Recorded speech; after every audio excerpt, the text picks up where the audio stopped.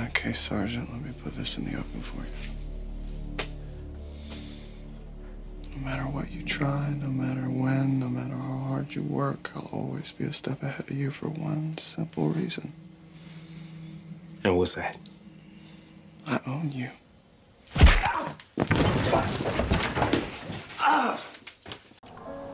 Zdravím ľudia, tu je Marta Zeska a dnešné video vám chcem len priniesť dojmy z návratu Dextera v Dexter Resurrection, kde sme minulý týždeň získali už prístup k 2 epizódam s názvom A Beating Hearts a Camera Shy.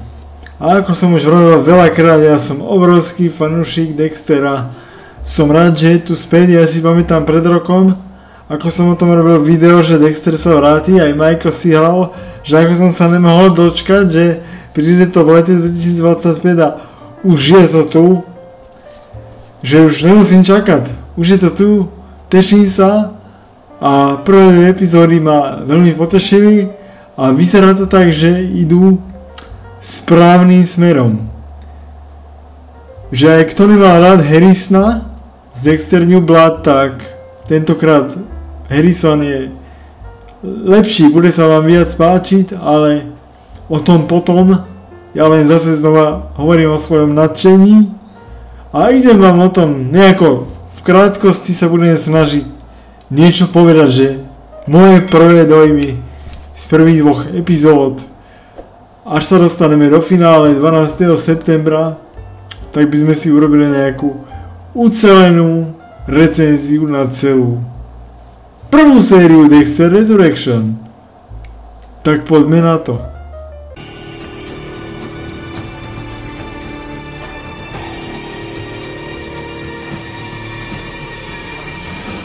Hello,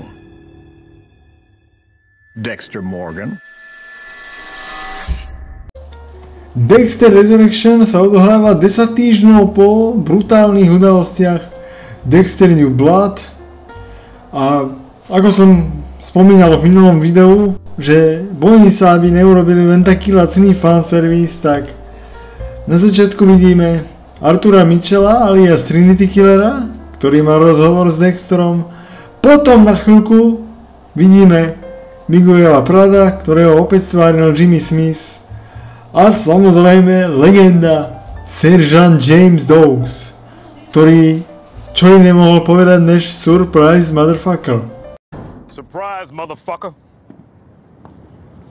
Are you following me now? Povedal by som, že nebol to nejaký hlupý fanservice, určitým spôsobom to malo zmysel a som rád, že Trinity Killer sa tam neobjavil tak lacno a krátko, ako to bolo v Dexter New Blood.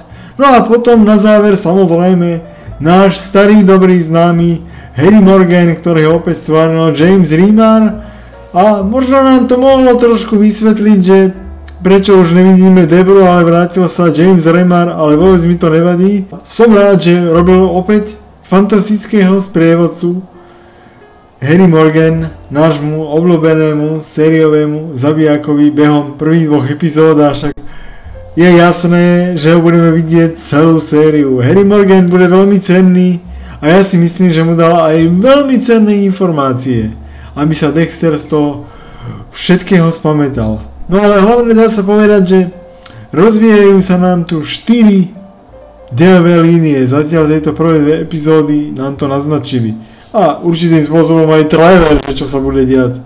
Ale ja tu vidím, áno, 4 dejové línie. Prvou dejovou líniou je Harrisonová vražda z Varšne.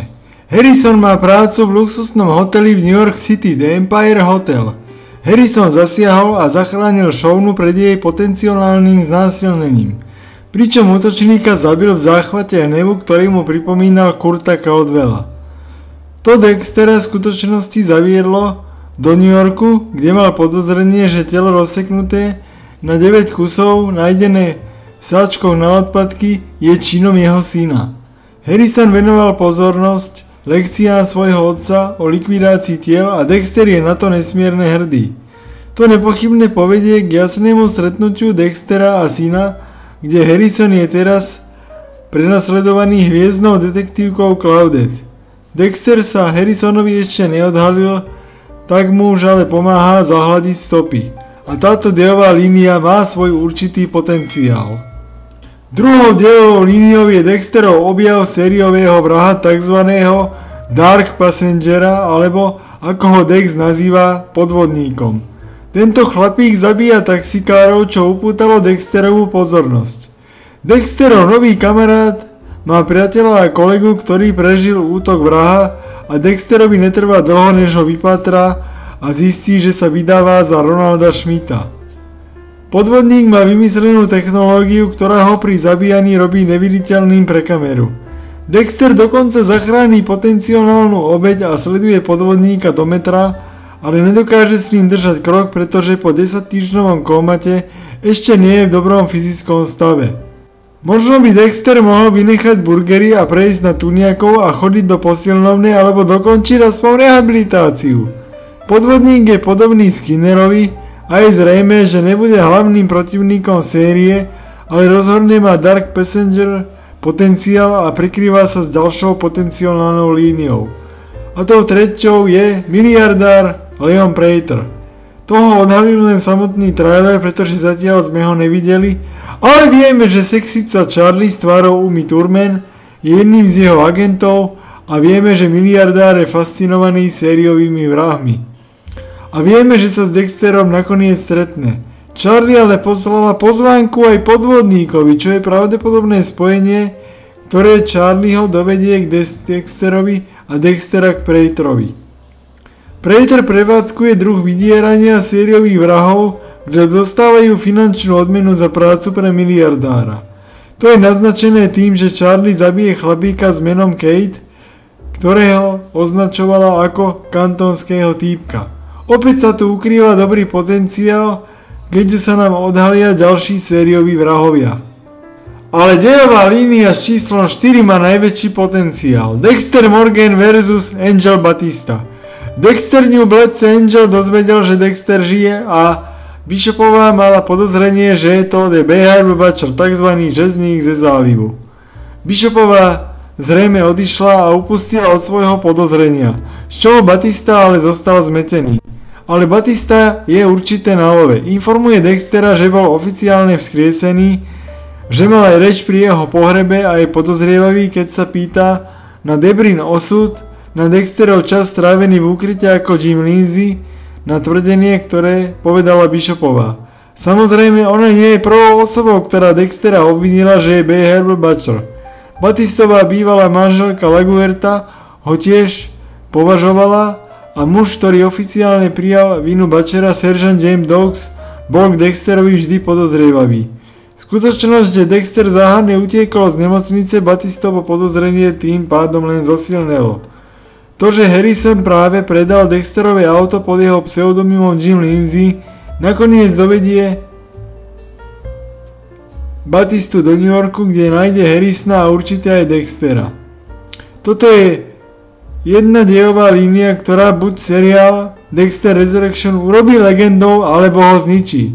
Nech sa stane s podvodníkom čokoľvek, Schmidtom či Leonom Praterom, Charlie a celou organizáciou vrahov a nech sa odohraje čokoľvek medzi Dexterom a Harrisonom, je nevyhnutelné stretnutie medzi Dexterom a Batistom, je dejová línia, na ktorej skutočne záleží.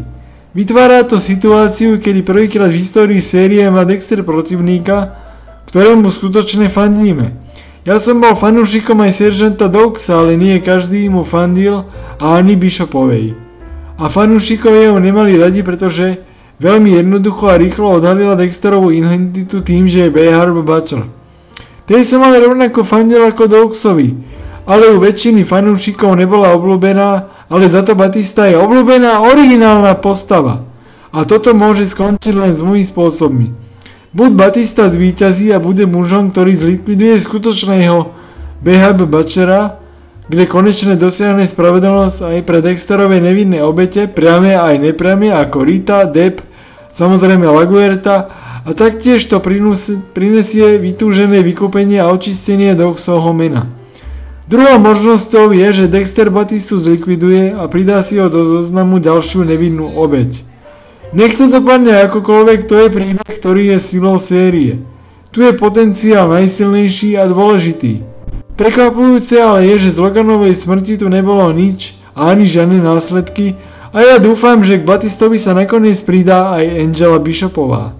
Ale dôležité je aj, čo si o prvých 2 epizódach Dexter Resurrection myslíte vy. Podelte sa o to v komentároch, samozrejme nezabudnite mi dať like a odber a ďakujem za sledovanie a prajem vám príjemný deň, nech sa vám darí. Majte sa zatiaľ.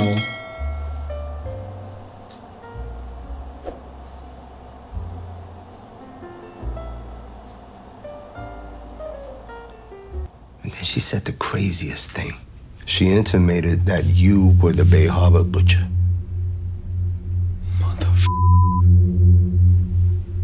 You think I want to teach you these things? This is the only way I know how to keep you out of an electric chair. This is about survival, Dex. Nothing else. Got it? The idea of a code was one thing, a grand idea, a noble cause, but the reality of it. Harry walked in on what he created, and he couldn't live with himself.